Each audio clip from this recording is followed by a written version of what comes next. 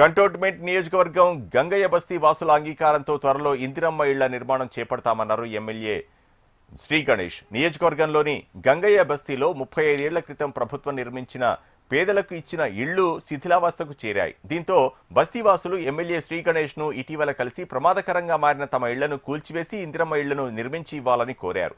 బస్తీవాసుల విజ్ఞప్తితో MLA Shri Ganesh Tirumalagiri తహసీల్దార్తో కలిసి గంగయ్య బస్తీని సందర్శించారు. శిథిలావస్థకు చేరిన ఇళ్లను పరిశీలించారు.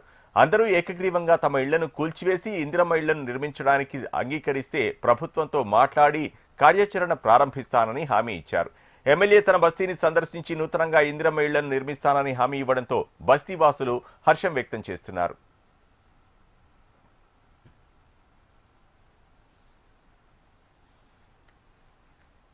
సుమారు 300 ఇల్లులని ఇన్కంప్లీట్ ఉన్నది, అదే కంప్లీట్ చేసిన ఇది నేనే సొంతంగా బాధ్యత తీసుకుంటున్నా కాబట్టి ఖచ్చితంగా మీకు ఎలాంటి అపోహలు లేవు. మీరు ఎలాంటి సందేహాలు పెట్టుకోకండి. స్టార్ట్ అయితే మీకు నిజంగా అవసరం అనుకుంటే కంప్లీట్ చేస్తా.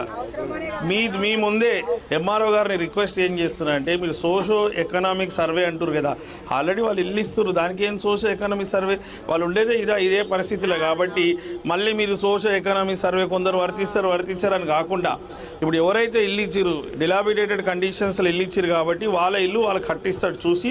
నేను దీన్ని డిజైన్ చేసేటప్పుడు కూడా ఇప్పుడే మా రేణుకమ్మ చెప్పింది, మా ఇల్లు చిన్నగా ఉందని.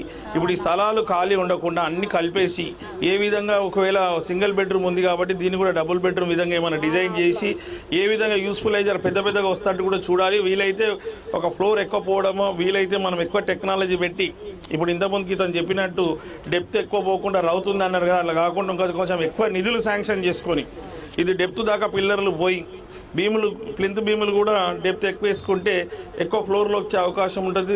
భావి తరాలు కూడా ఇది ఎప్పటికీ కూడా బలంగా ఉంటుంది కొన్ని సంవత్సరాల దాకా. ఇప్పుడు ఎట్లయితే ఇది తొందరగా ఖరాబ్ అయిందో అట్లా ఖరాబ్ కాకుండా కూడా చూసుకుంటానని కూడా మీ బాధ నా బాధ, మీ సమస్య ఈ శ్రీ గణేష్ సమస్య కాబట్టి సమస్య ఖచ్చితంగా పరిష్కరిస్తా.